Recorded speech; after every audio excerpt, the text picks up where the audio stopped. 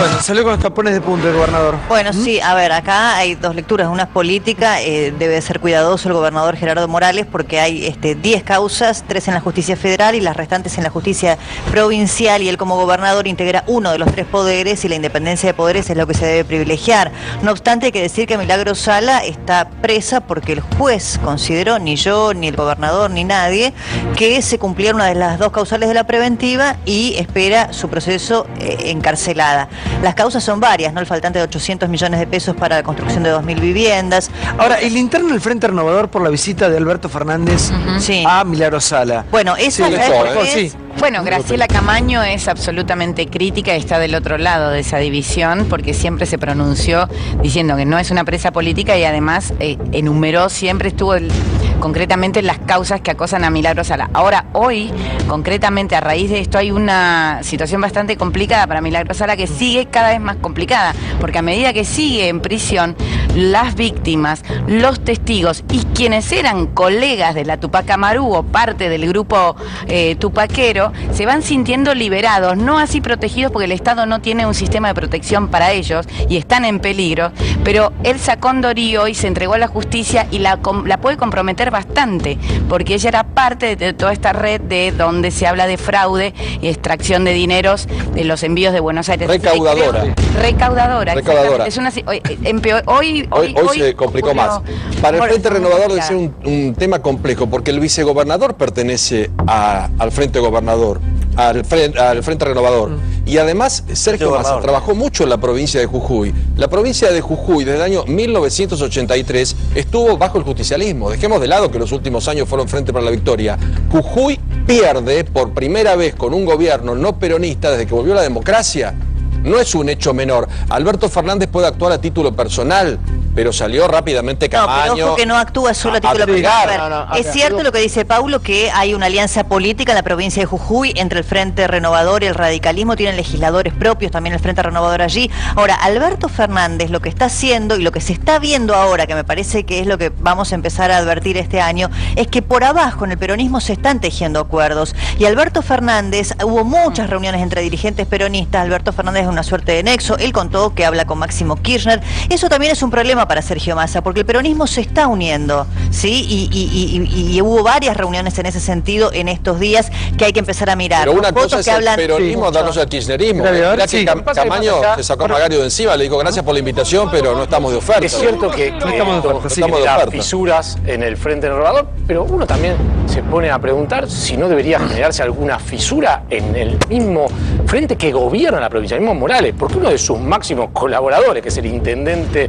Raúl Jorge, el intendente de Jujuy, que no lo es desde ahora, lo es de periodos anteriores, le firmó cheques por 25 millones de pesos a Milagros Sala para la construcción de las casas en Jujuy. Me parece que hay que mirar un poco más allá, no quedarse solo en Milagros Sala, sino ver toda la estructura política que la acompañaba desde Debido en la Nación hasta el intendente de Jujuy. Fui muy crítico con Alberto Fernández, vos estabas ayer.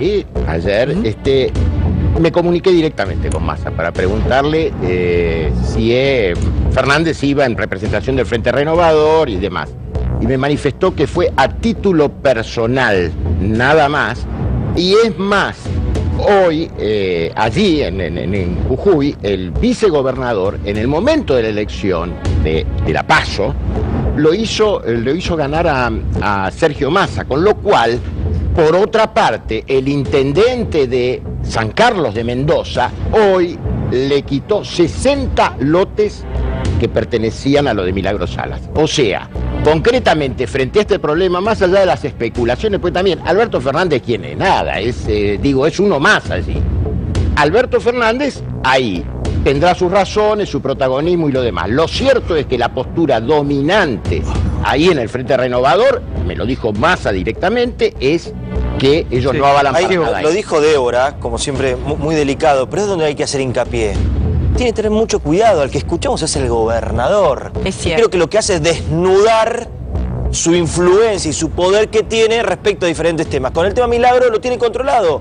Y él dice que es de lo más justo que ha visto, que es que Milagro espere el juicio presa en vez de estar en libertad. Él lo expresa abiertamente y hasta dice que Cristina tiene que estar presa. Digo, es un gobernador. Debería, en todo caso, respetar el lugar que tiene, mantenerse. No es un ciudadano común, es el gobernador. Imagínense si públicamente en Radio Mitre, que donde obviamente todos hacen las declaraciones para generar este juego, si lo hace así abiertamente, con esa autoridad, lo que es puertas adentro y gobernando sus tierras, ¿no? Esto es lo que está pasando hoy en Jujuy, con un gobernador que dice a dedo qué es lo que tiene que pasar con cada uno. Con Milagro Sala lo tiene que contar.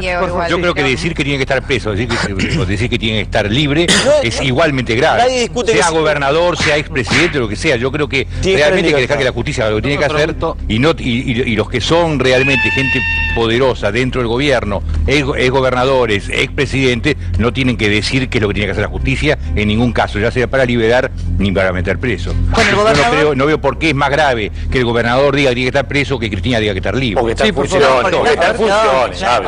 Si una persona estuviese acusada de homicidio en grado de tentativa, extorsión, amenazas, tanta, administración fraudulenta, enriquecimiento ilícito, y suprimamos a Milagro Salas y nos preguntáramos dónde tiene que pasar ese proceso, seguramente todos coincidiríamos que ese proceso lo tendría que pasar preso porque hay peligro de entorpecimiento o eventualmente peligro de fuga. Acá se está queriendo decir y se está queriendo transformar a Milagro Salas en una presa política y es una verdadera delincuente, que ya tiene una condena de ejecución condicional y que seguramente cuando avancen el resto de los procesos se va a confirmar la condena de cumplimiento efectivo y ya no vamos a discutir más sobre la prisión preventiva, porque justamente eso es lo que se discute a nivel internacional, que desvió 722 millones de pesos que tenían que ir a la construcción de viviendas que eran girados del Ministerio de Planificación, de nuevo el Ministerio de Planificación, a los municipios o al Instituto Provincial de la Vivienda, y a partir de allí les endosaban cheques por montos inferiores a 50.000 pesos a los presidentes de las cooperativas, y a partir de allí los presidentes de las cooperativas se los daban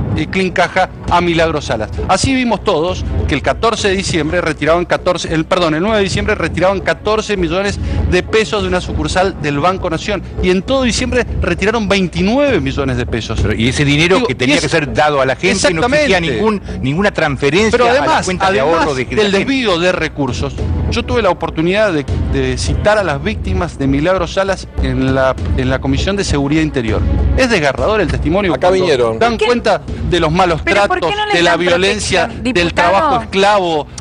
Tengo en serio es una pregunta porque trabajé acá, vinieron, sí, claro, testimoniaron el mismo día. En uno de los programas, víctimas, y fue muy dramático, estábamos todos, sí, vos claro. acababas de llegar de viaje, era terrible, y esas personas no están bajo ningún sistema de protección de testigos, ni de víctimas, ni de nada, y la justicia provincial no lo pide y verdaderamente no se hace cargo de la nación.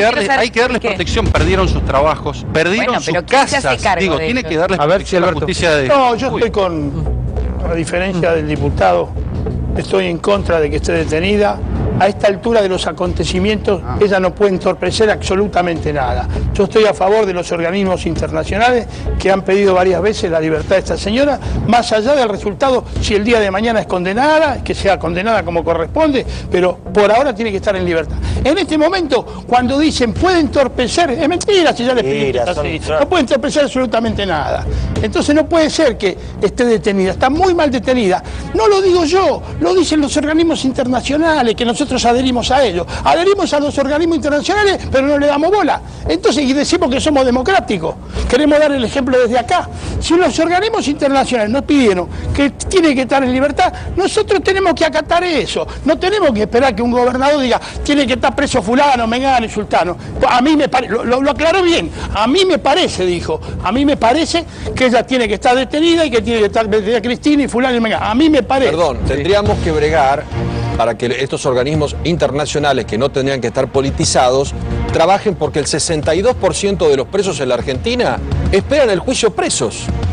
O sea, no es la señora Milagro Sala, que ahora cuestionemos los organismos. Que usted también como sabe. Los organismos no nos dan la razón, cuestionamos los organismos internacionales. Hacemos lo mismo que hace el doctor. Es bueno lo que usted divide. Si no me da la razón a mí, la justicia procede mal. Alberto, usted dice una cosa que es cierta. Lo más probable es que la señora Sala, esperando en su casa o en Punta del Este o en sus quintas o en todos los bienes que obtuvo en estos años, después vaya presa, porque tiene cargos que no los va a poder superar. Algunos creen que no, que ni siquiera tiene que después tener que responder porque es una santa. Después que hemos visto en nuestro país un hombre que estuvo 14 años detenido, detenido que había asesinado a su mujer y le dijeron, no, mire, estuve equivocado. Bueno, pero usted cree que es inocente, No, Sala? yo no creo nada. A mí no me interesa.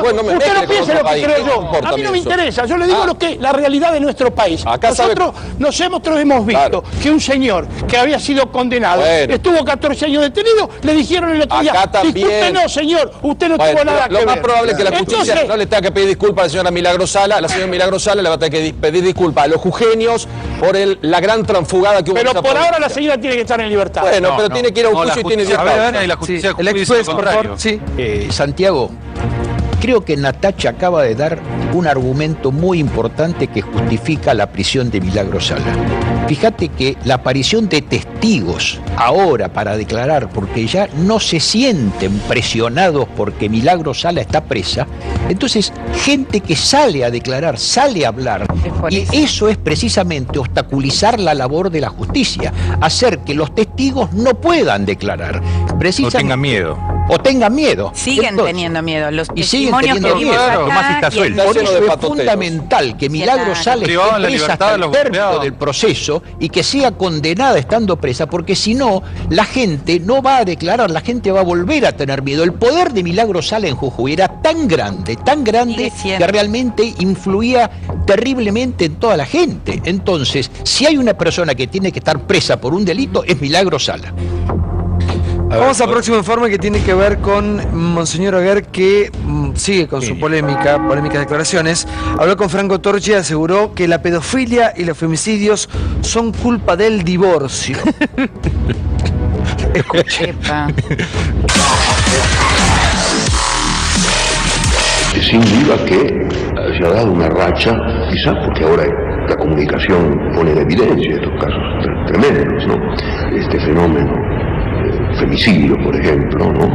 Maltratos, y yo creo que en buena parte tiene que ver con la desaparición del matrimonio, porque el matrimonio dignificaba a la mujer, la ponía en un lugar de igualdad con el hombre. La cuestión hoy día tremenda del abuso sexual de los niños, ¿no? Ocurren en el seno de las así llamadas familias.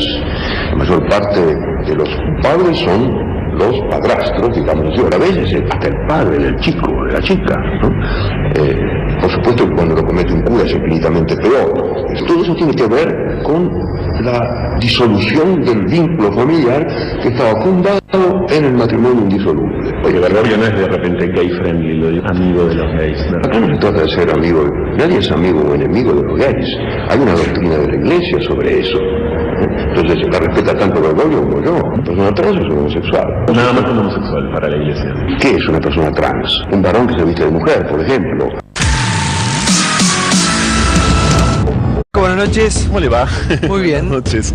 ¿Qué haces, Santi? Bueno, ¿cómo llegaste a esta nota con él? Bueno, la pedimos, ¿no?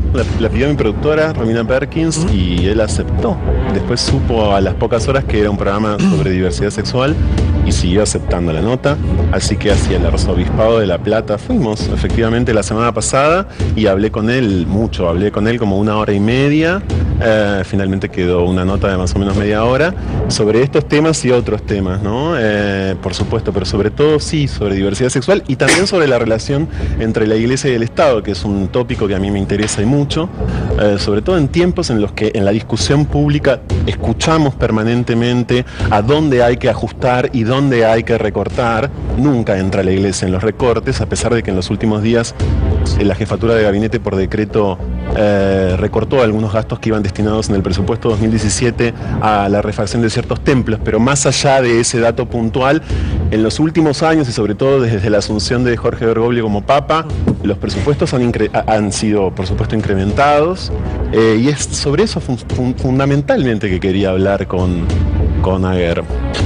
¿Usted fue amigo de ver al Papa o no? ¿Cómo? ¿No viajó a ver al Papa? No. ¿No viajó? ¿Alguien acá fue o no? No. Nadie, porque la verdad que desde hace un tiempo que muchos van... no me invitó a mí. Bueno, pero muchos van así, como de Chorulo a robar una foto para Avalancha. Bueno, ayer vos preguntabas por qué no hay campañas, por ejemplo, de prevención de adicciones, de prevención de enfermedades. Bueno, pero acá un funcionario me dijo eso, ahí quería llegar. Un funcionario me dijo, yo un día pregunté por qué no había campañas sobre educación sexual, para explicar un poco a los chicos sobre el uso del preservativo, cuestiones básicas, ¿no? Y campañas públicas. Y al aire me dijo que había campañas, que yo no las veía. Entonces le dije, si no las vemos es porque no están bien hechas. Y después fuera del aire me dijo, el problema es la iglesia. Claro. Ningún gobierno quiere plantarse frente a la iglesia.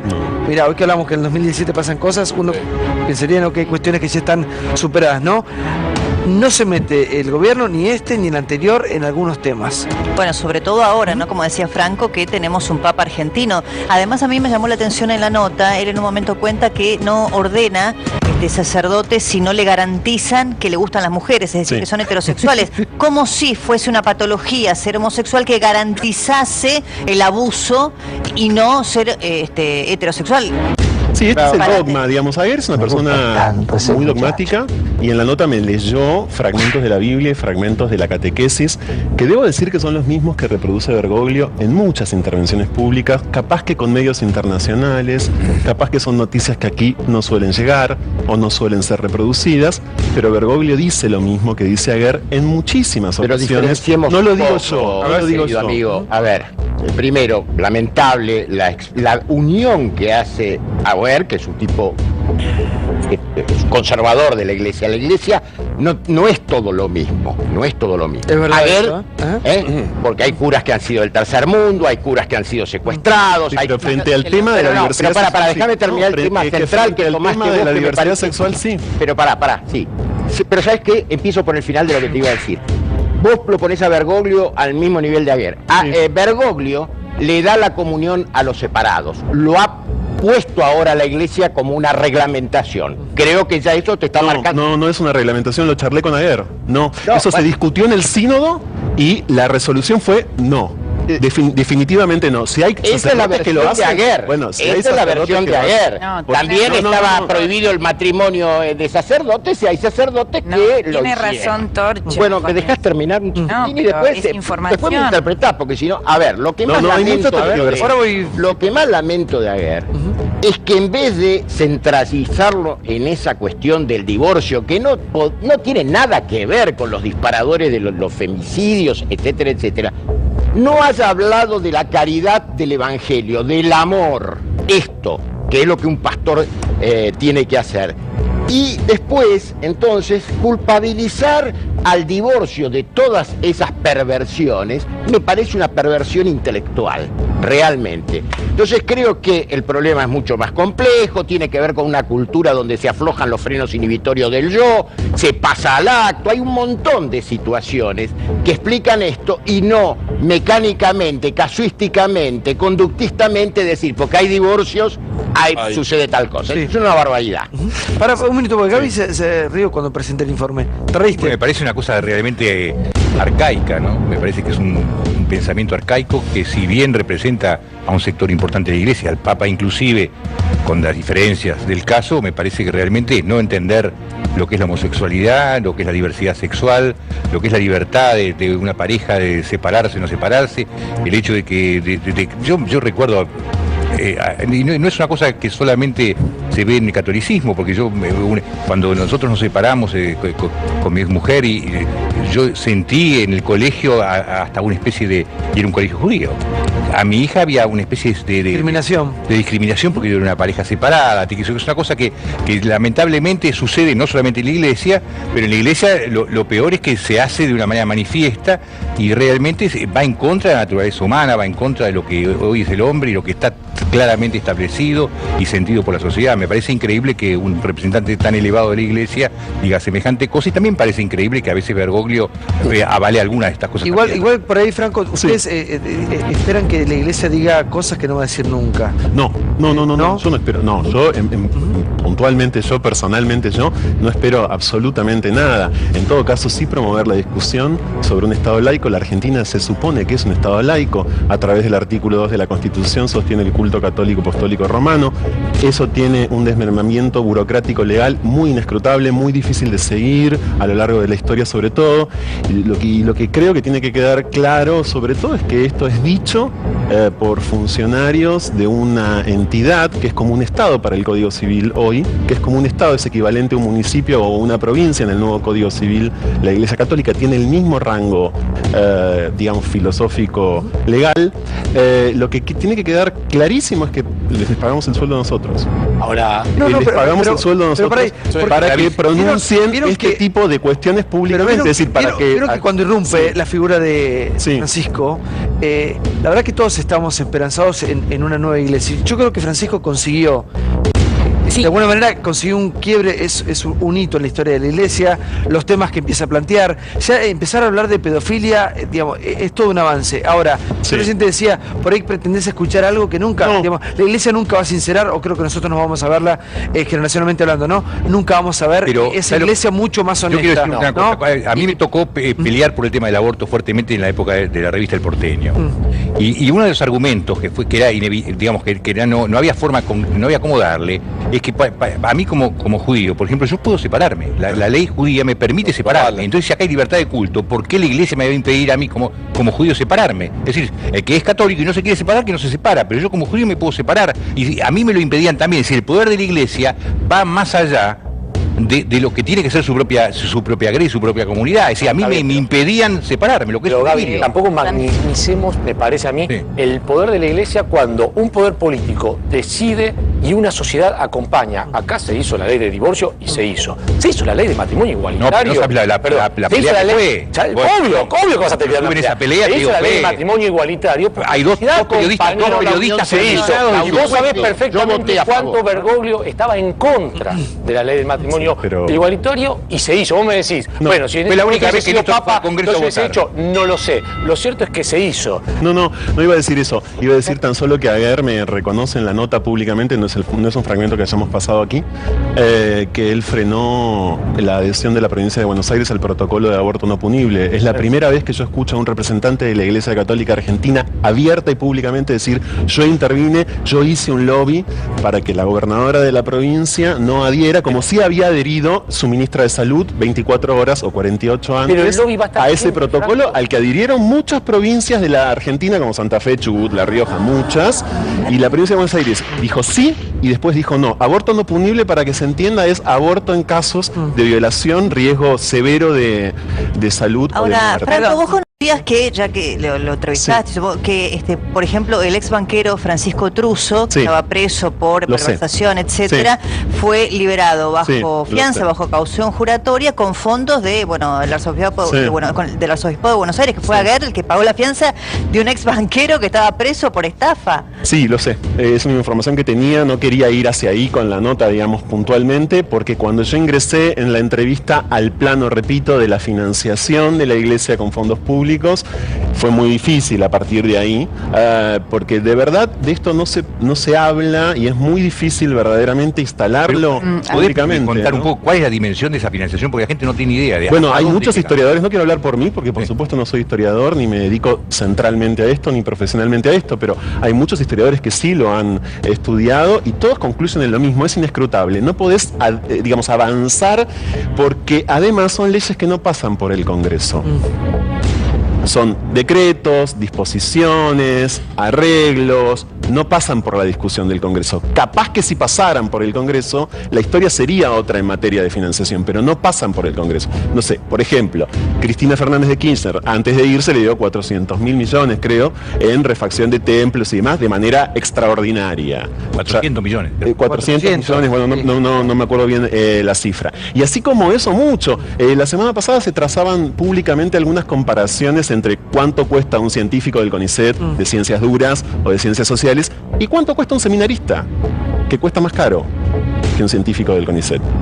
Estos son datos incluso... al Estado Nacional le cuesta el seminarista. Claro, pero el problema aquí es que ellos pronuncian estos discursos públicamente y nosotros le pagamos, repito, desde nuestros impuestos, los sueldos, para en muchos casos cometer apología del delito, digamos. Vos hablabas de las leyes vigentes en la Argentina. Bueno, decir públicamente cosas que vayan en contra de esa ley, no pensarlas, decirlas públicamente, yo no sé si no configura apología del delito. Un minuto, porque ya que lo nombraron, una figura de renombre en el mundo, y yo creo que el argentino que va a quedar en la historia, ¿no? Va a ser el Papa nuestro, el Papa argentino. Obviamente que todos los políticos, mucho más ahora aprovechando este año en campaña, van a ir a buscar nuevamente la foto con Francisco, pero ¿qué pasa o qué ha pasado? Que pasan los meses, han pasado los años y Francisco no viene a la República Argentina. Yo se lo pregunté. ¿Se lo preguntaste y qué te dijo? Se lo pregunté, a ver, sí, era una pregunta que... Porque además todos los papas, o los últimos, los que no han sido italianos, que por supuesto como viven en Roma, no necesitan viajar a su país de vuelta. Juan Pablo II, que era polaco, fue muchas veces a Polonia, bueno, no es el caso de Benedicto, que era italiano, pero muchos otros sí. Alemán. Alemán, y viajó a Alemania, es verdad, pero muchos, y otros tantos sí. Él no, y él no tiene mucha respuesta frente a eso, le parece extraño, sí, efectivamente, le parece muy, muy peculiar, y me terminó diciendo que debe ser por cómo somos los argentinos, ¿no? Porque somos personas especialmente políticas, son muy cargadas de politicidad, entonces prefiere como evitarlo. Ante lo cual yo le dije, bueno, lo que pasa es que aquí creo que Bergoglio empezó a tener detractores hace muy poquito tiempo, cuando le puso una cara de tedio a Mauricio Macri, digamos. Yo creo que ahí aparecen públicamente muchos detractores de Bergoglio, que antes capaz que desde el furor de su asunción y demás no había, ¿no? Ahora, a ver un minuto, porque ¿qué crees que pasó con el Papa y este gobierno en particular? A mí me parece que el tema es como... Tengo dos lecturas del Papa. El Papa como el pastor de la Iglesia, creo que ha provocado una enorme expectativa en todo lo que tiene que ver con los fieles, que iba a producir cambios importantes, se tenía una enorme esperanza en eso y creo que eso sigue, es decir, se involucró en la búsqueda de la paz en el mundo y ha sido muy importante porque construir la paz tiene que ponerle al cuerpo y él fue, y eso me parece que ha sido excepcional. Y después está el argentino Bergoglio, que en la política toma postura que hay veces llevan a exacerbar estos odios que hay en la sociedad. Es decir, cuando recibe a uno y no recibe a otro, ahí ya deja de ser el pastor que es ecuánime, que es equilibrado, y empieza a tomar postura, y eso me parece que es lo que le ha venido pasando. Y muchos que lo han utilizado, como han utilizado a muchas organizaciones, también al Papa para sacarse una foto. Alguna vez a mí me preguntaron, ¿te gustaría ir a verlo al Papa? Yo digo, el Papa tiene tantas cosas importantes que hacer que recibirme a mí. Por supuesto que yo saldría en todos los diarios, pero me parece que uno también tiene que buscar tiene que tener la actitud de no utilizar al Papa, porque si no estamos abortando una posibilidad de, como argentino, tener una figura de relevancia mundial que va a quedar en la historia. Eso no hay ninguna duda. Dicen que la reunión esta fue la última que fue Macri después de todo lo que había acontecido, fue de una frialdad absoluta. Esto es información, fue de una frialdad absoluta. ¿Se acuerdan que lo único que se pensó fue que la hijita le había dicho algo, Antonia, habían jugado y habían dicho algo con Francisco, pero no mucho más que eso?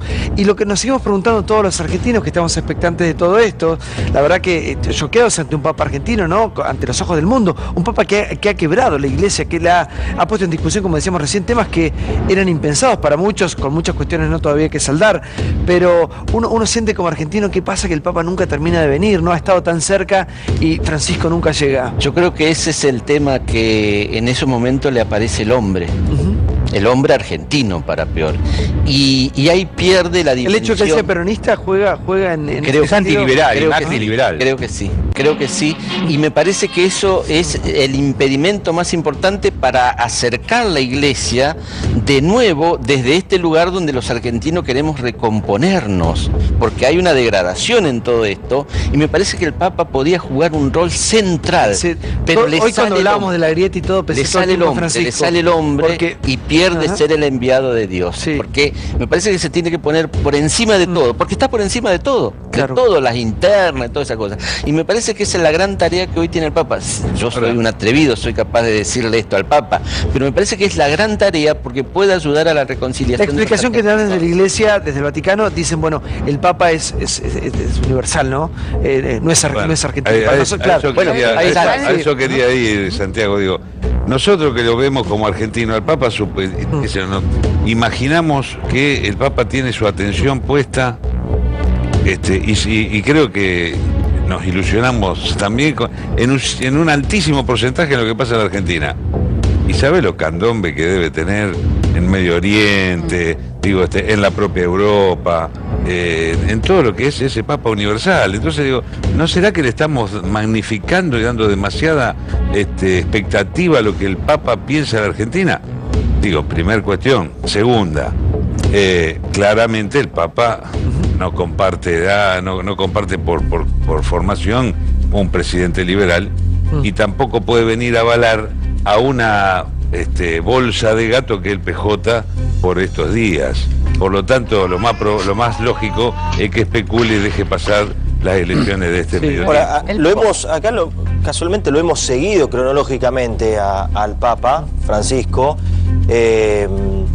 y analizamos que había sido cuestionado por cierto sector del kirchnerismo cuando era Jorge Bergoglio, que después cuando... No, y la Asunción. ¿Se acuerdan? ¿No? Digo, todos entendemos eso, pero hay una doble utilización.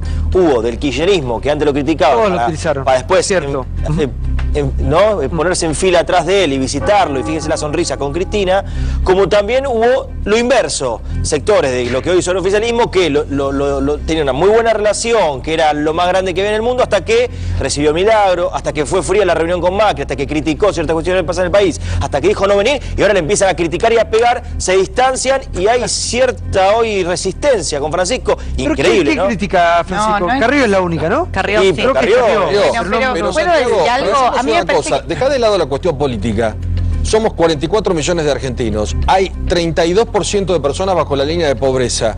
Es un país netamente católico. Digamos que acá convergen muchísimas religiones, pero hay una esencia muy fuerte católica. ¿El Papa puede estar a la altura de preocuparse si Cristina, si Macri, no sé? Me parece que hay 44 millones de personas. Yo creo que el Papa, que también tiene información muy calificada, sabe más de lo que porque además convoca a los jueces y tiene contacto con la injusticia está viviendo acá. No, pero creo que si el Papa habla o viene acá, no pasa un escándalo, porque la opinión que tiene sobre lo que está pasando en Argentina es muy diferente a la que todos acá creen. Si las injusticias fueran por un sistema de gobierno que el Papa no avala, tampoco podría avalar a un gobierno que fue muy injusto con los casos de corrupción. Me parece que el Papa y Macri limaron un montón de las asperezas que tuvieron y que tienen, porque tienen diferencias, efectivamente tienen visiones económicas y sociales diferentes, pero, sin embargo, en la última visita que le hizo Macri, se acabaron los intermediarios, Diego. Se acabó Gustavo Vera, que puede tener un excelente trabajo con la Alameda y demás, pero realmente era un vocero patético del es Papa. Una relación que no fluye. Y no fluye, obviamente, pero son dos hombres con miradas diferentes. Es un Papa peronista. Realmente, yo lo opino. A Carlos no le gusta eso, pero es un hombre donde la personalidad por arriba, pero no en algunos temas, como le pasó a Juan Pablo II con Polonia, donde se equivocó enormemente y él manifestó un arrepentimiento en la manera en que empujó la caída del comunismo. El Papa también le pasa. Sí, a ver. No, solamente no en relación a la política nacional. Me quedé pensando en tu pregunta, Santi, de qué esperábamos o qué no esperábamos. Repito, yo personalmente y profesionalmente nada, pero sí creo... Ya lo vos como programa, ¿no? Sí, que vas a buscar tu nota. Sí, por supuesto. En ese sentido, sí, mi intención y mi único objetivo es tratar de balancear un poco esta idea de que cuando ellos hablan sobre diversidad sexual, desde que Bergoglio es Papa, aparentemente son gay friendly, digamos, aparentemente hoy manifiestan una apertura. Y yo, por eso digo, no me voy a meter en la política y en la economía argentina, me excede por completo, pero eso no es así. O sea, no es así. Entonces, hay una intención por parte de muchos periodistas que él mismo me la dice, y en esto hasta estuve de acuerdo con Aguer, mirá lo que te estoy diciendo, es decir, los periodistas tergiversan todo lo que dice Bergoglio respecto a la homosexualidad, me lo dijo él, y yo en ese punto fui a buscar esa confesión, hablando en términos católicos debo decir, fui a buscar esa confesión, justamente porque después vemos reproducidos en medios cosas que no son, digamos, pronunciamientos que no son tales, hay mucho volantazo que pegan periodistas con tal de quedar, bueno, es el caso de Elisabetta Piqué en esa famosa nota en la que él dice ¿quién soy yo para? Obvio, no sos nadie, ni la pregunta podés hacer para decirle a alguien si está bien o está mal. Pero es un Papa más humanitario, Franco, o sea, el Papa Francisco ha intentado quebrar el orden de sectores conservadores que son los verdaderos enemigos y no la Argentina. En el mundo, la Argentina ocupa un espacio mínimo. Convengamos que la lucha de Bergoglio son los sectores conservadores. Pero él ha sido muy humanitario con el tema de madres solteras, con el tema de homosexuales, con el tema de los divorciados y también con el tema del aborto. Vos hablás de pronunciamientos públicos, nada más. No, obviamente, no se traduce con medidas. Vos que el sínodo fracasó. Por eso el sínodo fracasó. Fracasó, pero le ganaron los sectores conservadores. Pero es un Papa que a mí me parece que desde un punto de vista social es burdamente podría decir más piola, más humanitario. Pero Franco te dice que no hay avance, que son dichos. Bueno, la iglesia... Son dichos, Paulo, pedirle al Papa que haga un pronunciamiento, por ejemplo, a favor del aborto o no fue a favor, perdón, no va a pasar. No va a pasar con ninguno de sus dogmas milenarios. Por otro lado, no creo que nadie busque eso de vuelta. Sí hizo un hecho político el Papa, para mí que fue el más impactado. Pero nadie busca eso. Fue jugar en contra de Aníbal Fernández, porque la Iglesia argentina no juega en contra de Aníbal Fernández si no tiene el aval del Papa en las elecciones pasadas. Entonces, cuando leemos al Papa como diciendo y el Papa juega para un lado y no para el otro, bueno, equilibremos la balanza. Lo que pasa es que también los evangélicos, los evangélicos también. Por favor, sí. Lo que pasa es que hay un incumplimiento, porque el candidato a la provincia de Buenos Aires, de algún modo contando con la simpatía del Papa, era Julián Domínguez, claro. ¿Está bien? Bueno, eso que estás diciendo es muy importante. Yo se lo pregunté a Guerre. Se supone que la figura de Julián Domínguez fue decisiva en los cambios en la reforma del Código Civil en relación a la filosofía de la concepción de la vida en la Argentina, al modelo de familia y a unas cuantas cuestiones más, digamos. Se supone, dicen las investigaciones periodísticas, que fue Julián Domínguez ahí el lobista. Él me lo negó, pero sí me reconoce que es lobista o que fue un lobista en relación al aborto. ¿Por qué no recibe a Cristina en Cuba? Precisamente porque hay un incumplimiento, porque no es Julián Domínguez el candidato y impone a la figura del espantavoto de Aníbal Fernández. Entonces, cuando va Cristina a La Habana, termina siendo agua.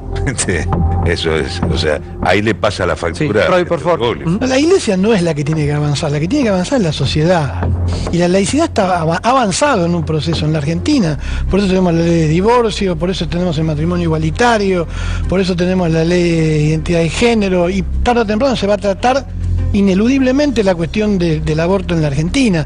A mí me parece que nosotros endiosamos, valga la paradoja, demasiado al Papa.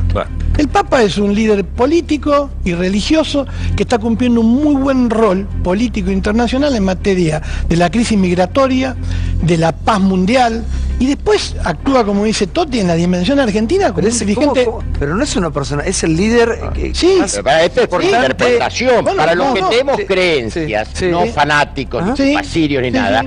Me parece que tu argumentación, Roy, es una argumentación bastante equilibrada, te diría. No, yo estoy diciendo que tiene un rol. No, pero lo que te digo es que también es un rol que no es rol en términos sociológicos, sino de creencias, que es otra cosa, que tiene que ver con la espiritualididad, no pero es solamente con lo líder. Yo te dije, es un líder religioso. Lo pusiste en segundo lugar, por eso. Pues si querés ponerlo primero, no importa, pero tiene un rol, por lo que ha pasado en Cuba, la preocupación que tiene por la guerra, para mí es un rol muy importante además de espiritual. ¿Sí? Pero después está la dimensión política en la Argentina, en donde es evidente que él juega un rol, por eso no viene. Vaya a saber cuáles son. Pero si vos sabés los personajes que se van a colgar de la sotana. Bueno, sí, está bien, de ambos lados, de ambos lados. Han ido casi todos. Sí. De hecho, son muy pocos a los que no ha recibido directamente, explícitamente. Sergio Massa, pero también el Papa da gestos todo el tiempo. No es que no le importa lo que pasa acá o que está superado. Él da gestos todo el tiempo. Somos una ciudad como muy cosmopolita, con lo cual a mí me parece que la influencia que pueda tener el Papa en Buenos Aires probablemente es mucho menor que la que tiene la Iglesia en algunas provincias. En Salta. Chicos, en Salta. Perdón, chicos, gracias, ¿no? Digo, por decreto el gobernador de Salta instituyó en la escuela pública la educación católica. Por decreto. Y Aguer me recordó algo que tiene que ver con la Constitución de la provincia de Buenos Aires, que sostiene, recuerdo que reformada en el mismo momento o después de cuando se reformó la Constitución Nacional, en la década del 90, que es que hay un artículo de la Constitución de la provincia de Buenos Aires que sostiene que los niños y niñas de la provincia tienen que ser educados en valores cristianos. Es un poco abstracto, dicho así, parece algo como muy general, pero bueno, él me lo cita como una cuestión de autoridad, es decir, el avance en materia de laicidad. Sí, bueno, hay avances y retrocesos todo el tiempo. Perdón, yo no es la Iglesia, nosotros tenemos que avanzar. O sea, a ver, es que la Iglesia hace un lobby para que vos no avances, no es que la Iglesia es neutra. Claro, a ver, ese es el punto. No es la Iglesia neutra. Pensar ahora, yo cuando era chico, yo tenía que salir de la clase cuando había la hora de religión. Yo tenía que irme afuera. Claro. También, delirio total. Y que eso vuelva a pasar ahora en Salta es un... Pero una cosa es la toma de conciencia. Y eso es por el lobby que hace la Iglesia. Pero una cosa es la toma de conciencia nuestra, como sociedad, y otra cosa es exigirle, como decía Santiago, cosas que tenga que cambiar la Iglesia, que no va a cambiar. No la va a cambiar. Pero una cosa que la iglesia no lo cambia, otra Quizás los cosa cambios es... son Pero imperfectos. perdón, ¿por qué vos a la iglesia le estás dando toda la plata que le das? Ese es un debate interesante. Pero perdón, vos le estás dando... Es muy si el Estado, la política, porque ningún político se mete a sacar eso, ningún político, ningún partido se mete a interferir en esa situación. Si la iglesia tiene ese poder económico en la Argentina, el poder de lobby para evitar el tema del aborto o la educación cristiana es enorme. Entonces vos hablás como si fuesen dos cosas por separadas y en realidad no son separadas. Es la misma cosa. El poder económico de la iglesia, empoderado por los políticos argentinos, hace que lo que vos decís que querés hacer no se puede hacer.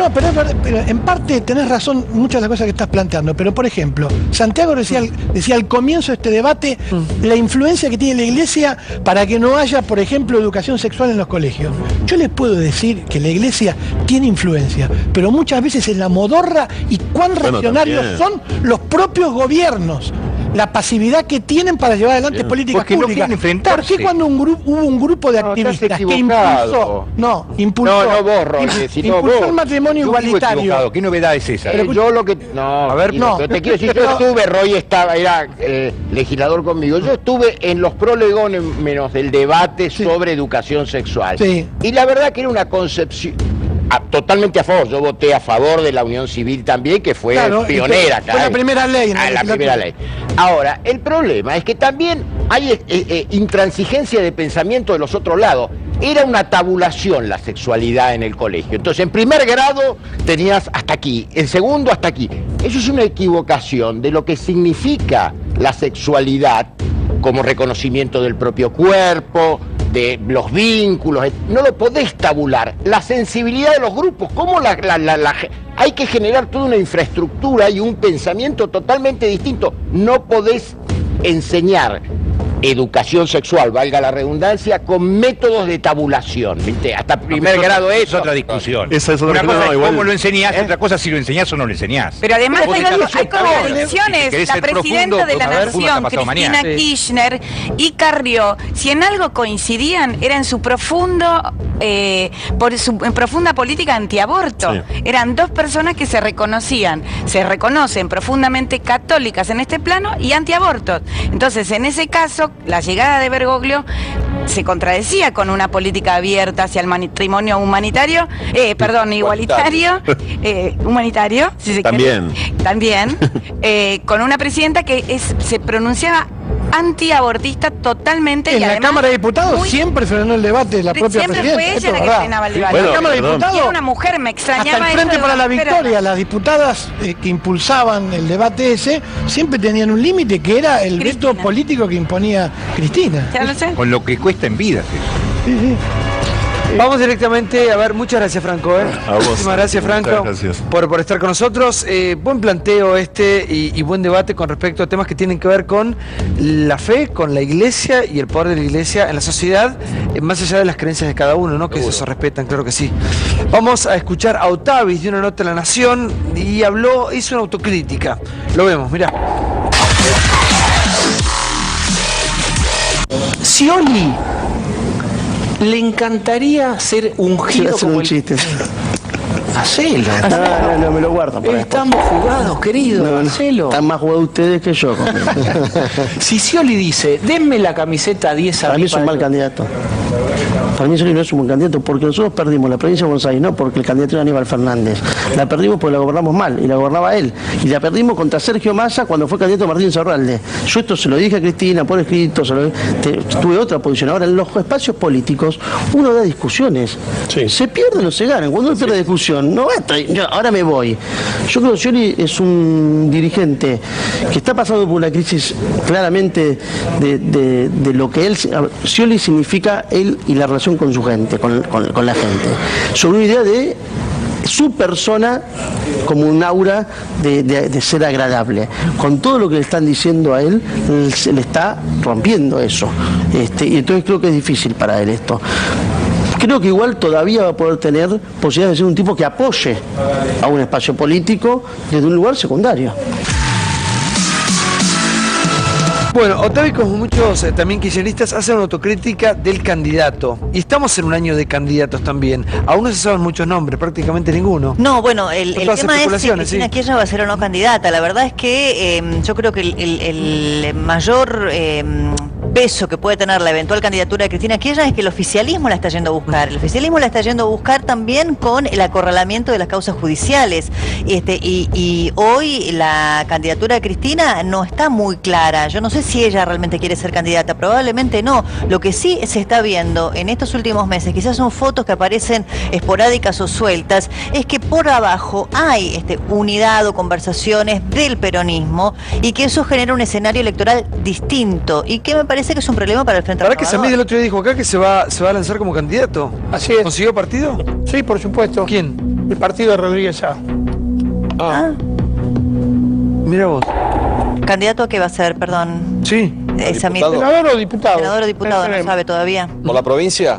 Sí, por supuesto, sí, la provincia de Buenos Aires. ¿Y por qué con Rodríguez Sá? Y porque es peronista.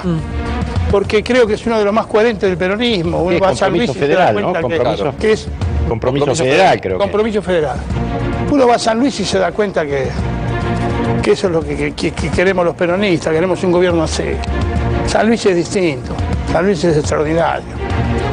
Es lo que queremos, las provincias que sean de esa manera. Me parece que es el más coherente, los muchachos han trabajado excelentemente.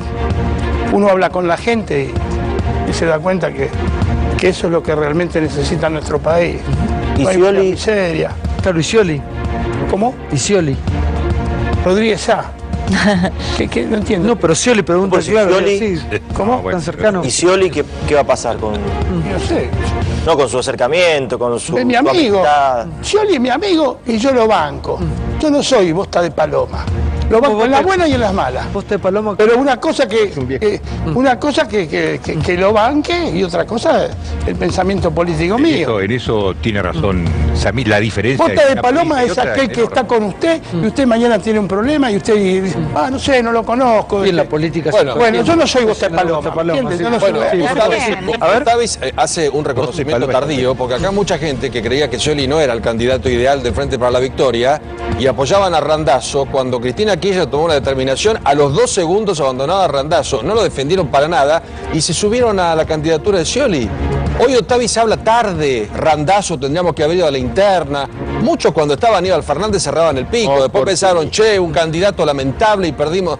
Cuando a Randazzo lo bajaron, muy pocos aparecieron. Se pasaron rápido a ver si negociamos con Scioli, a ver si podemos estar encima. Y lo dejaron solo. Es tardío lo de Otavis. Pero él dice que mandó carta, no sé qué historia, poco probable. Sí. Pero Pablo, a ver, a mí me parece, si soy el único que tiene esa lectura, díganmelo. La autocrítica de Otavis en realidad lo que esconde es que no hay ninguna autocrítica. Le echa toda la culpa al candidato. Ellos no hicieron nada. Digo, el gobierno anterior no hizo nada. Toda la culpa es que Scioli supuestamente no era un buen candidato. El gobierno anterior no hizo nada para perder el caudal de votos que tenía. Y en eso, ¿cuánto influyó la cámpora? ¿Cuánto influyó el dogmatismo? ¿Cuánto influyó el sectarismo que tuvo el gobierno anterior más allá de qué candidato ponían al frente? Ahora, pero ¿cómo se va a reinventar el peronismo? Porque el peronismo sin poder no es peronismo.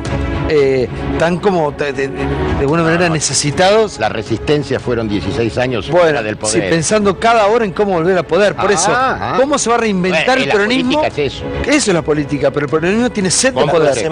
La semana pasada... ¿Cómo se va a reinventar el peronismo para salir a jugar nuevamente a la cancha? La semana pasada hubo un evento muy importante, un congreso, donde el peronismo creo que ha dado un paso muy importante. Creo que se han, no sé si limado asperezas. Busca la foto de eso, que pero al menos creo que es la mayor preocupación de este gobierno, ¿no? De saber que el peronismo se ha vuelto a unir, que se han acercado partes que se habían diferenciado en un momento, que hubo una especie de compromiso, por no decir promedio, un compromiso de tratar de acercar las partes, zanjar algunas diferencias y saber que, no sé si el enemigo, porque es la palabra que utilizaron, pero no estoy de acuerdo, sino que el adversario, el rival a vencer, es Macri, es el neoliberalismo, no es, vos no entra en esto, pero no es Scioli versus el otro o Randazzo versus, digo, hay que acercar todas las partes y creo que se ha notado mucho en la última semana. Pero yo lo veo, digo, mira, para un minuto, porque yo te veo a vos, ¿no? Que sos kirchnerista, y por ejemplo, el otro día vino Chiche Duhalde y te enfrentás, la atacás, viene a Valmedina y también lo atacás,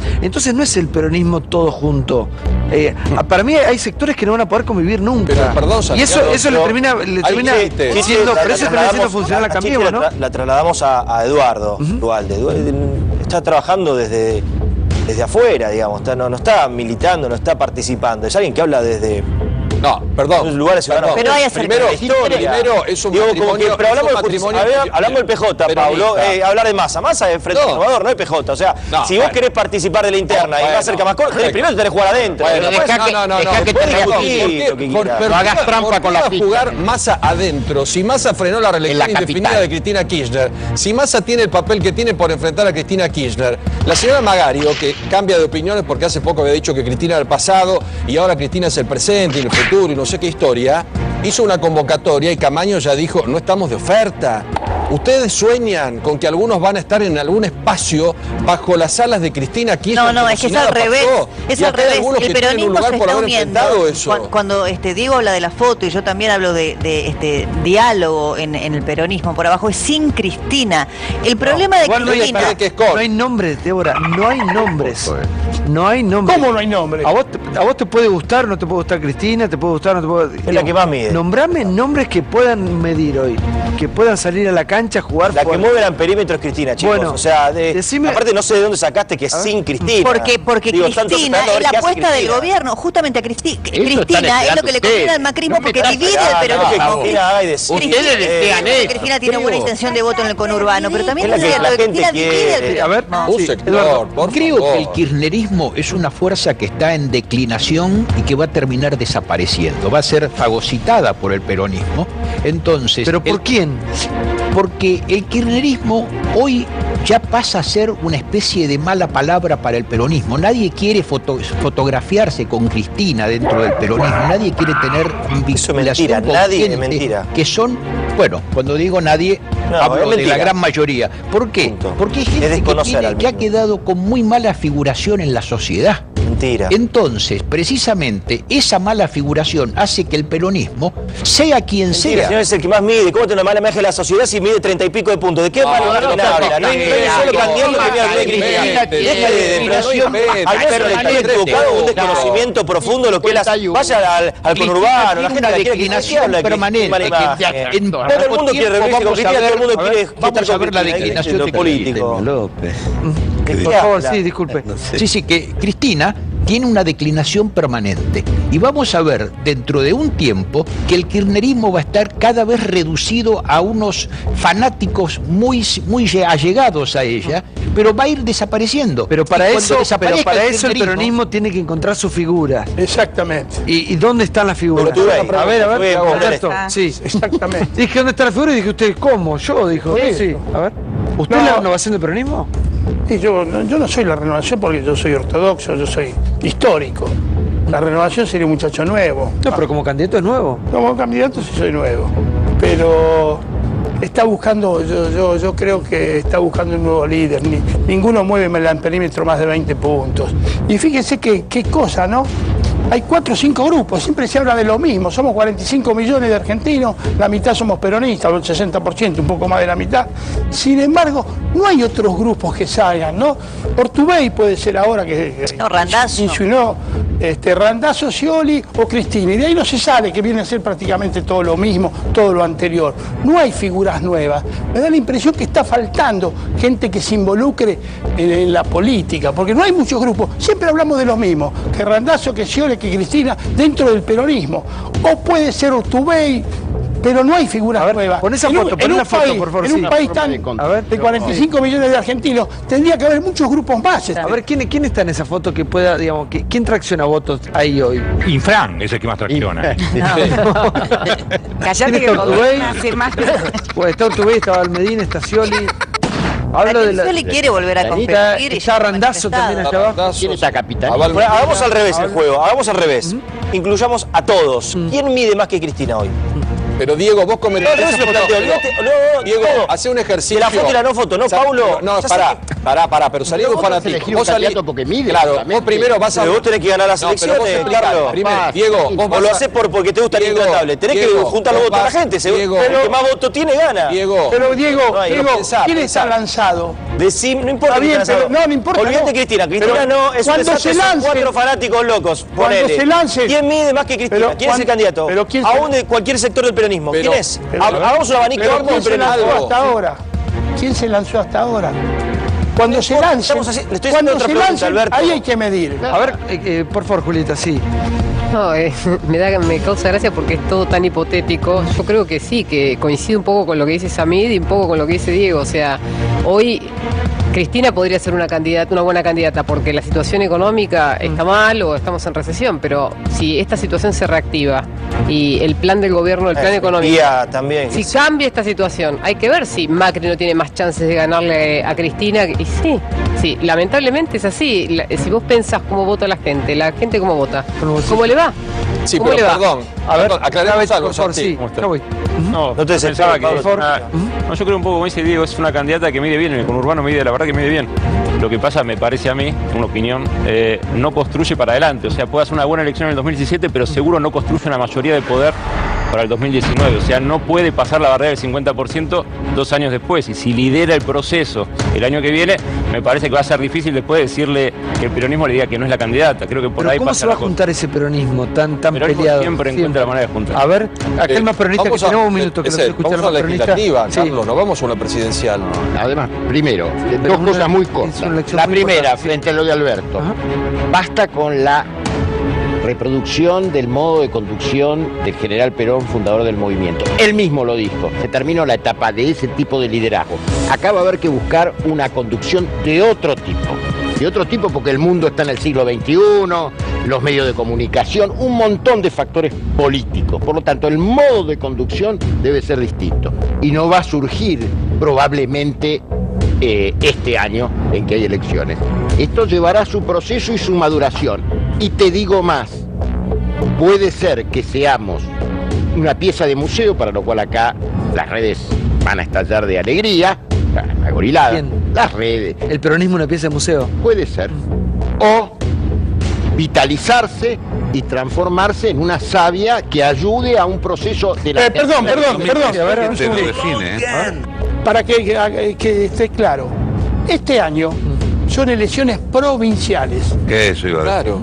Según el resultado de la elección provincial de cada uno en su provincia, de ahí van a salir los nuevos liderazgos. Claro. De ahí van a salir, porque son elecciones provinciales. El que gane muy bien, el que sea bien reconocido. Nadie se pregunta el liderazgo que cambiamos en Buenos Aires. ¿Quién va? Liderazgo.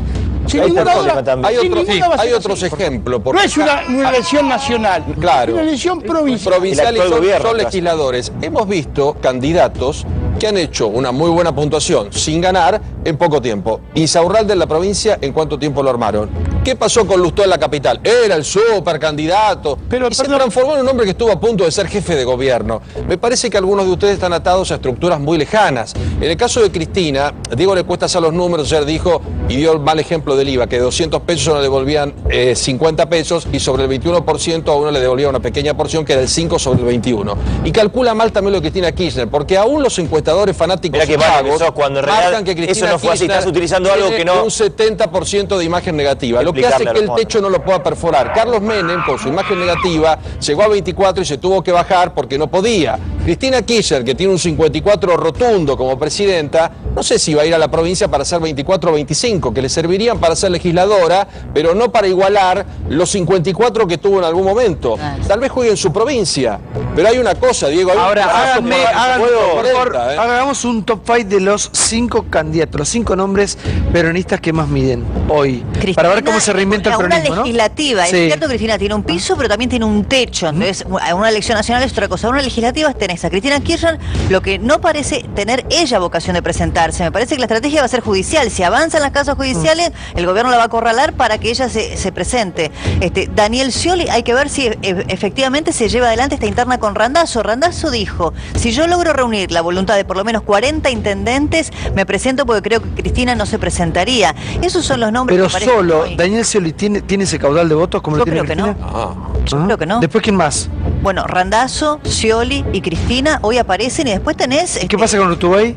Bueno, Urtubey es gobernador de su provincia. Y a Julián Domínguez. Pero yo estoy pensando en 2019. ¿Y por qué digo esto? Porque de estas elecciones, las de medio término, las de este año, son un poco el trampolín rumbo a lo que puede pasar. Y el peronismo ahora, hay una silla vacante, que no siempre está vacante esa silla.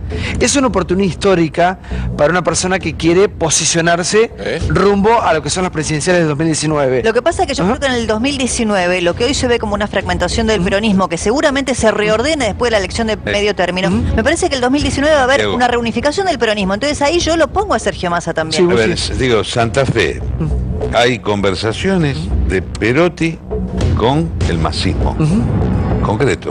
Pero por eso no puede ser Massa ese. No, pero le pregunto a Campo. Campo, no puede ser Massa la que tiene aglutinado. Lo que digo es, hay síntomas donde el masismo, más tarde o más temprano, se va a parar en el 2017 tratando de ganar y después de amontonar todo el PJ detrás de él. Digo, esa es la amontonados no, más probable. Amontonados no. Sí, Toti. Amontonar, ¿entendés? Amontonados no. Esto es lo que va a tratar de hacer ese muchacho. Primero un cuidado de meterme en la interna peronista porque generalmente te fagocita cualquier opinión, digamos, es tan dinámica y tan, viste, no tenés previsibilidad de lo que va a pasar.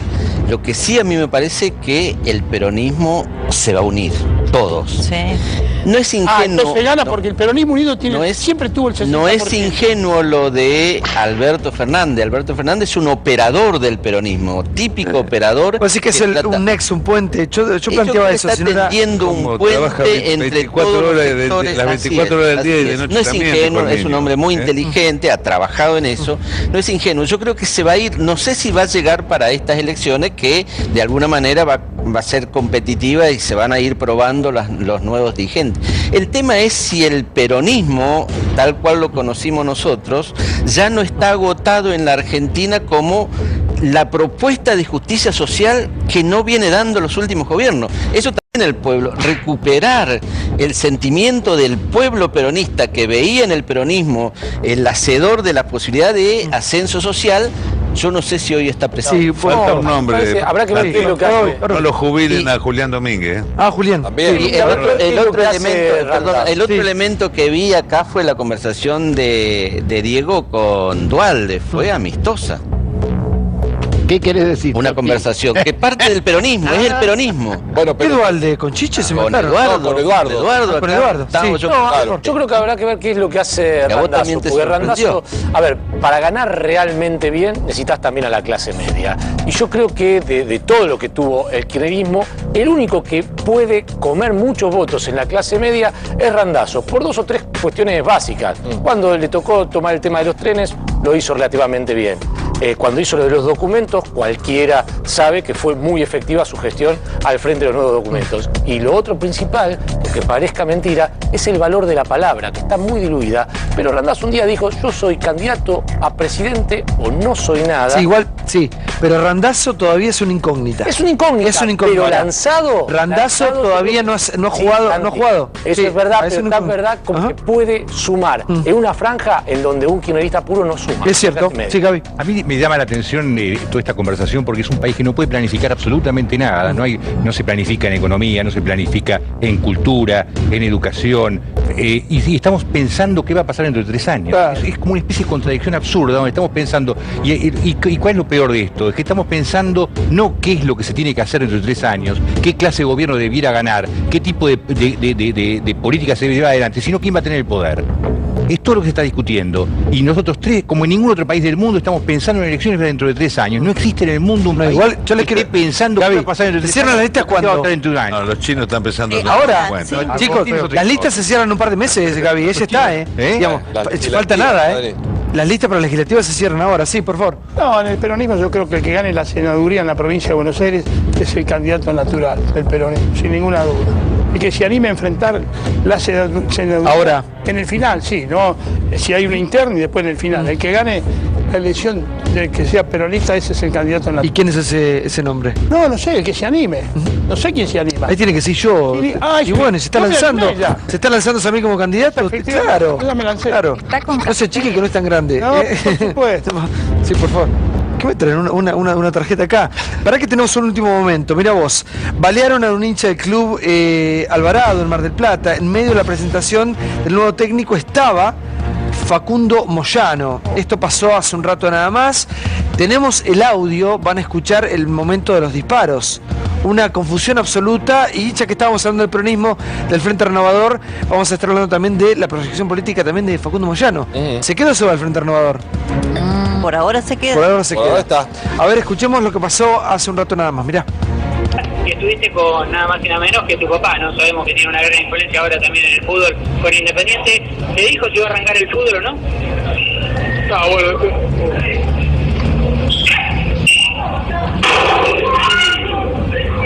¿Algún ruido, algún problema, algún inconveniente?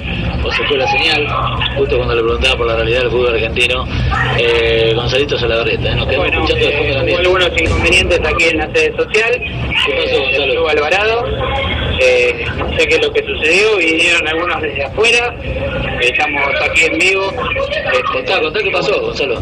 Bueno, vimos algunas corridas, hubo algún estruendo que vino desde afuera, entraron algunos corriendo y bueno, rápidamente nos acercamos aquí dentro de la sede social.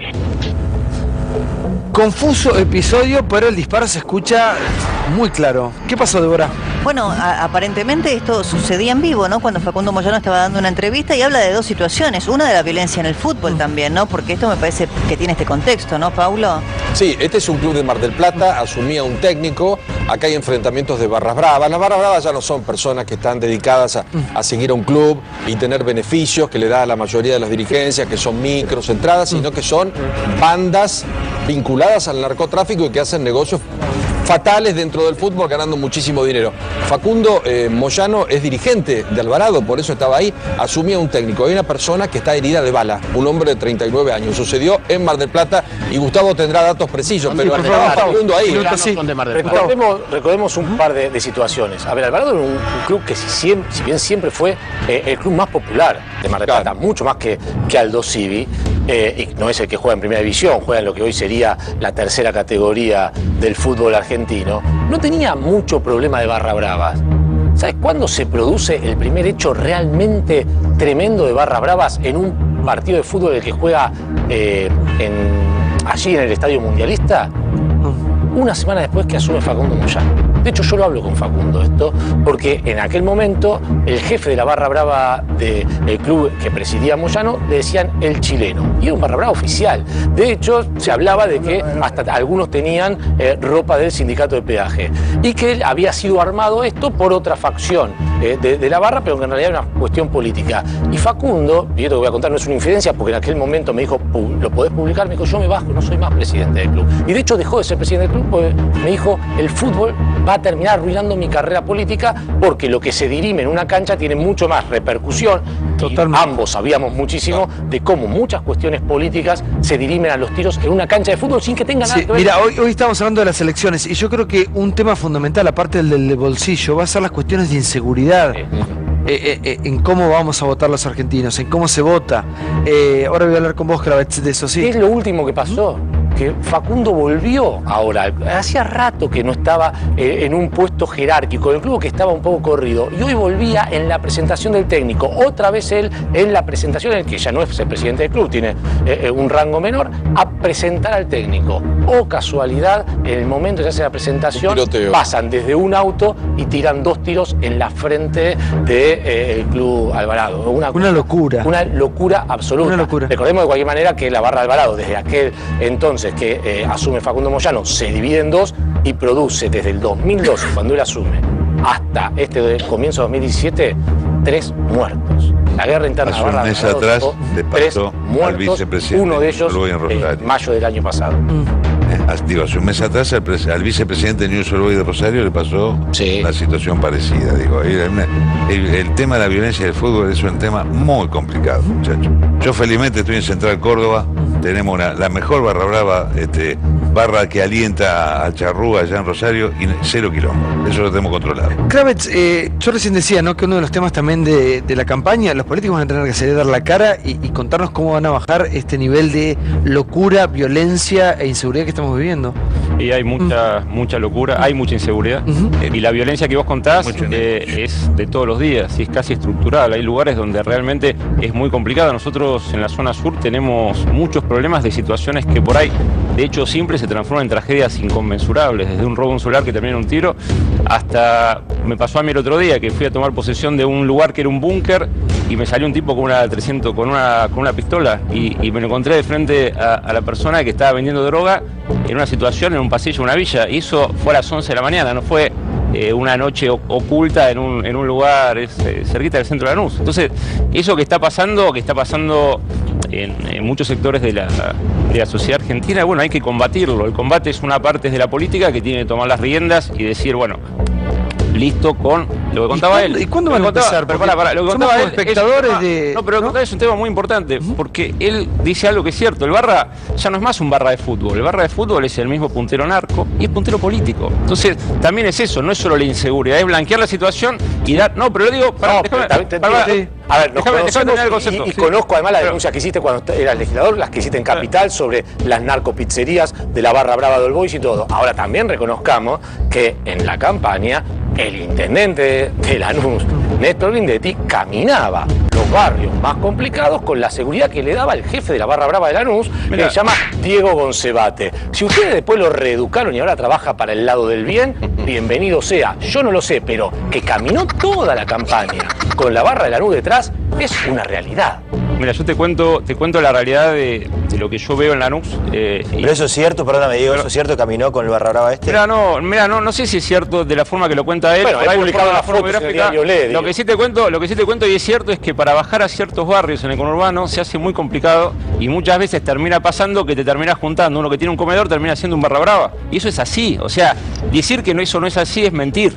Entonces, ¿qué nos pasó a nosotros? Nos pasó que nos encontramos con esta realidad, nos encontramos con lugares, por ejemplo, Villa Porá. En Villa Porá, en el medio de la campaña, hubo un muerto. Y el muerto era una pelea que no tenía que ver con Cambiemos en ese caso, pero sí tuvo que ver con un puntero que pasó del Frente para la Victoria al Frente Renovador y pudo terminar en Cambiemos, que terminó matando, porque era uno que vendía droga, a otro que le fue a diputar el territorio, que trabajaba en otra facción política. Yo lo que digo es, estas fuerzas no son de un partido, son tipos que se apoderan del territorio, te lo toman y después te venden la seguridad, como vos decís. Entonces, el combate es de todos los días, vos tenés que ir, meterte, tratar de sacarlo. Muchas veces es muy desigual, porque, por ejemplo, lo que contaba yo del búnker del otro día, que me encontré con el narco y terminamos decomisando 1.300 dosis de cocaína, la realidad es que una semana antes la policía lo allanó y no encontró nada. A ver, hace un punto, porque uno como espectador, cuando decomisan o un cargamento o una cocina de cocaína, siente que te están tomando de boludo, uno siente que es para la tribuna eso. El 10% se... Claro, sí, o menos. Eso es para la tribuna, uno dice, bueno, esto lo están haciendo, es un poco una puesta en escena, uno no sabe ni qué pasa con esa droga, ni dónde va, uno lee en un periódico una información y dicen eran 350 kilos, en otro eran 320, en otro eran 300, lamento, me parece que hay como realidades que, hay realidades cotidianas, que esto que estoy contando yo, hay una realidad que combate tal vez el gobierno nacional o se puede combatir una agencia internacional, que son los grandes cargamentos de droga. Después hay otra cosa que es como la sucursal de la droga, ¿no? ¿Y cómo fue la policía y no encontró nada? Esa sucursal de la droga que se apodera de un pasillo, se apodera de una calle, que es un barra muchas veces, En el caso era un muchacho de la 1114 que fue a Lanús a vender droga y era parte de una organización. Son como sucursales de la droga en grande. Y es una realidad de todos los días. Todos van a decir, es mentira. No, te aseguro que es verdad. Nosotros vemos de allanamientos por ahí hasta 7 por semana y seguimos viendo cómo se abren al otro día. Entonces decimos, bueno, yo no te digo que sea mentira, te digo que no alcanza, que se hace pero por eso, para las cámaras. No es para las cámaras, porque esto pasa todos los días y en la cámara viste uno. Yo te estoy contando algo que no viste en ninguna cámara y me pasó a mí en forma directa y vos no lo viste en ninguna cámara. Esto pasa. Y no alcanza con eso, digo. Bueno, por eso. Entonces nosotros decimos, hace falta un compromiso que es el estar, el querer tomar las cosas. Nosotros cada vez que se rompe un búnker lo tomamos nosotros, le damos un fin social. Entonces nos metemos en la problemática, tratamos de hablar con el barrio, incluir al barrio. Por ahí la medida más importante para combatir el narcotráfico sea una urbanización más importante de los lugares más vulnerables. Bueno, esas cosas que tiene que hacer el Estado no son de un día para el otro, son cosas que hay que hacerle. Y después tienes otro problema. Nosotros hemos tenido a patadas casos en donde hacemos la denuncia. Vemos a los tipos que venden, los filmamos y tardamos 2 meses en hacer un allanamiento, y cuando está el allanamiento nunca pasa nada. Sí, a ver, no, eso pasa. A ver, la sinceridad de Kravitz es buenísima porque uno conoce esa realidad. Porque yo, la verdad, cada vez que tengo que ir a hacer una nota a uno de los barrios complicados, los que me vienen a buscar, o que la policía no entra, son los barras. Y te dicen, deja el auto en los tribunales de Loma de Zamora y yo te voy a buscar ahí. Me dice, pues con tu auto no entrás, entrás con los nuestros. Con lo cual, la sinceridad de Kravitz, de decir, el Estado no maneja esos barrios, lo manejan los punteros de esos barrios, que generalmente son los barras aliados con los narcos, es tremendo. Ahora, no hacemos nada solo con la sinceridad. Tenemos que dar... No te estamos déjame terminar. Déjame terminar. Déjame terminar porque estamos todos los días peleando. Está bien, yo te escuché.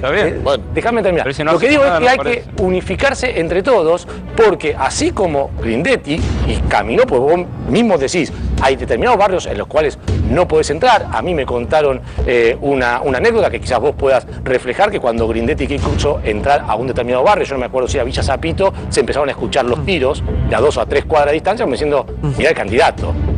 Diciendo, ¿a dónde vas a entrar si no arreglás? A ver, ¿para qué lo quiero escuchar a Toti? Por favor, sí. Un segundo nada más. Sí, por favor, Gustavo, disculpa. Lo que digo es, la pelea tiene que dar entre todos, porque mientras Grindetti caminaba con una parte de la barra de Lanús, Diego, que recién decía, ¿es verdad o no es verdad? Y pedía pruebas. Julián Álvarez caminaba con otra facción de Lanús, que es mucho peor, que era que manejaba Matías Soto, el polaquito, que tiene 2 causas por intento de homicidio y...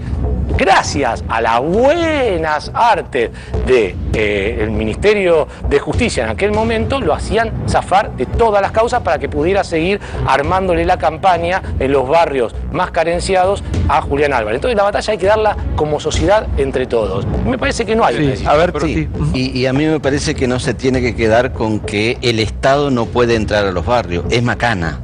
No se quiere entrar y entonces se justifica que vos tenés que transar con los punteros. Lo que pasa es que para poder entrar hay que sacar al 9.000 creo que este es el proceso que estamos viendo hoy. Yo he ido con el intendente de 3 de febrero, con Valenzuela, Fuerte Apache. Y la gente lo ha recibido, yo entro a Villa Inflamable solo. Estoy en Libertador, en San Martín. Es decir, se puede entrar y el Estado y la gente quiere que el Estado entre. Pero para eso, por supuesto, tenés que romper la complicidad que tiene la política con los punteros. Y la policía. Y la policía. Sí, la institucionalidad que gobierna. Porque no es el Barra Brava el que gobierna el territorio. No es el Barra Brava, es el Barra Brava con la complicidad de la política y de la policía. Toti, cuando el Barra Brava maneja planes sociales, como yo lo he visto, cuando el Barra Brava maneja los planes sociales, maneja el territorio, además se la da la política, maneja todo el territorio, y eso te lo puedo mostrar. Lo que hay que romper es aparte lo que quiere la gente del barrio, la mayoría, es que llegue el Estado. Absolutamente. A unos pocos no le conviene. Recordemos la historia de Pablo Escobar y cuando el narco termina reemplazando al Estado y termina siendo admirado, el narco termina siendo admirado por el proceso está en curso, pero todavía no llegamos. A ver. En consecuencia, si dejamos que esto siga como va, en poco tiempo el narco va a tener más poder que el aparato del Estado. Yo hace poco entré en La Tablada, el barrio de los Monos.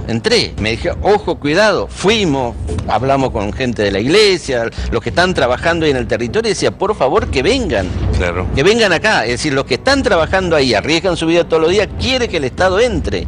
La gente también quiere. Hay veces se utiliza eso, pero bueno, arriesgamos los trabajadores sociales. Sí, hay que... A ver, digo.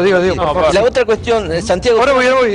Yo voy. Sí. Está muy bien lo que están diciendo. O sea, el Estado tiene que entrar. Nosotros, tomando lo que nos pasó y tal vez para poder mejorar para adelante, nosotros lo que hicimos es generar con la fuerza de seguridad que tenemos más cercanía a nosotros, que es la policía local, que es la que no tiene, tal vez, hay muchos policías por ponerse bueno, pero bueno, tal vez es la que tiene más pura, si vos querés, la que tiene menos vicios, y con Protección Ciudadana, que es la fuerza propia, nosotros hacemos esto que tal vez nos costaba más en campaña, los 5 días a la semana va la policía a hablar con los vecinos, pero vamos nosotros con ellos a hablar con los vecinos, vamos a preguntarle. Y de esto ha pasado a partir de los diálogos que se generan en los barrios más vulnerables, que hemos hecho cualquier cantidad de allanamientos después de las charlas. Pues vamos a hablar, hablamos, escuchamos, prestamos atención y muchas veces les damos una solución. Ahora, me pasó, y esto lo digo en primera persona, una persona filmada que vendía droga, que se lo llevó a la comisaría, yo fui a hacer la denuncia, estuve en la comisaría con la misma persona que estaba detenida, se fue la persona a las 2 horas y yo estuve 3 horas dentro de la comisaría. Y eso no me lo contaron tampoco, eso pasó en Villa Diamante. Una locura. Pero, no, sí. Me parece que también los funcionarios tienen que dar de alguna manera un mensaje de esperanza y no quedarse en lo que dice la gente, en eso de que no se puede entrar. El Estado tiene que entrar. Hay que mejorar la habitabilidad de la gente, porque si no toman como referente a los narcos que le dan de alguna salida. Claro. Y la otra, yo estuve en Medellín y le preguntaba, me acuerdo, hasta una conversación con el expresidente Samper, cuál era el centro, y me decía, hay que formar brigada que realmente combata al narcotráfico y fundamentalmente un ejército de 200 contadores, porque quienes alimentan a los punteros son los narcos, que son los grandes, los que lavan dinero, todas esas cosas que están en los country, no están en la villa, ¿eh? Entonces me parece que esa es la política integral de lucha contra el narcotráfico. Yo estuve un mes laburando en Colombia, y país tomado usado por el narcotráfico, y la decisión, hasta que no vino por parte del Estado, de empezar a combatir y de terminar, sí, no pasa nada. Y el poder lo tiene el Estado, sí, totalmente. No, presencia del Estado, como decían, urbanización, integración social, pero también hay cosas que se pueden hacer hoy. Ustedes estuvieron debatiendo en programas muy interesantes hace 3 o 4 días lo que sucedió en Flores. Claramente es una zona liberada lo que ha sucedido en Flores. ¿Cómo puede ser que 3 días después de que sucedió encuentran al chico a través de Interpol en Chile? Se sabe que la madre era narco, que el padre había estado... Eso es zona liberada. Yo te voy a decir, hoy la ciudad de Buenos Aires tiene un instrumento que tiene que reglamentar, que es el mapa del delito. Porque vos, teniendo el mapa del delito, tenés un antídoto contra las zonas liberadas de la policía. Y entonces vos podés descabezar una comisaría sabiendo que en esa zona se está cometiendo un delito y la policía no hace nada.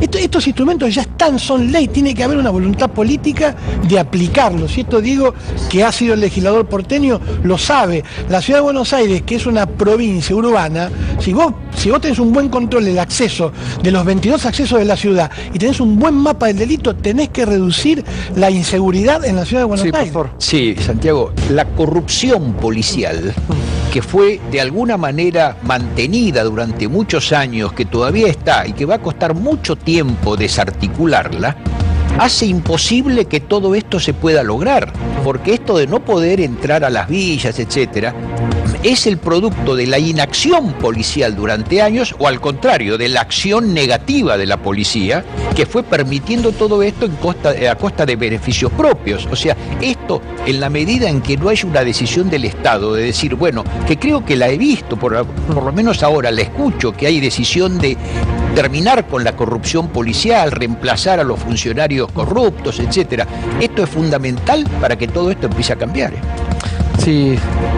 No, yo tengo otra idea. A nosotros nos sobra tierra y nos falta producir riqueza. Hay que erradicar todas las villas. Hay que empezar con una villa. El gobierno tiene que tener 200 hectáreas, armar pequeñas granjas, mandar a la gente a trabajar ahí. Hay que armar frigoríficos, hay que armar una policía, hay que armar barrios enteros, desarmar las villas. ¿Con qué se paga eso? Con esos terrenos que van a quedar libres. No vamos a terminar más con la villa. El problema son las villas. ¿Qué nos sobra tierra? Nosotros tenemos que generar riqueza. Bueno, esta ciudad de 200 hectáreas vamos a producir conejos. La otra vamos a producir... Igual, para un minuto, yo creo que lo interpreto. Lo que dice Smith no es que el tema es que el problema es la villa. El tema es que hay gente que no tiene agua. Está bien, pero hay gente que no tiene cloaca, hay gente que no tiene trabajo. La solución de erradicar villas es la solución que expresaba hace 40 años la dictadura. Urbanizar. Vos lo que tenés que urbanizar e integrar. Lo que sucedió en Medellín es que han integrado, han puesto las mejores escuelas, incluso no lo que nos sobra es tierra, nosotros, perdona, lo que nos sobra es tierra y nosotros tenemos que producir riqueza. Bueno, pero esa es otra situación. No, ahora, muchachos, vamos a un punto. Ciudades enteras, darle trabajo a la gente, y cada ciudad puede producir algo. Bueno, habrá que cambiar el voto, porque hace 30 años la provincia de Buenos Aires gobierna el peronismo. 30 segundos, 30. 10 segundos, sí. Mucho de lo que están en las zonas periféricas son de provincia. Hay que generar condiciones de un plan volver. programa de promoción industrial en Chaco, en Formosa, en Santiago del Estero, de modo tal que algún porcentaje resuelva volver a su provincia. Sacarlo a los cachetazos no podés. Y para vos, por favor, por favor.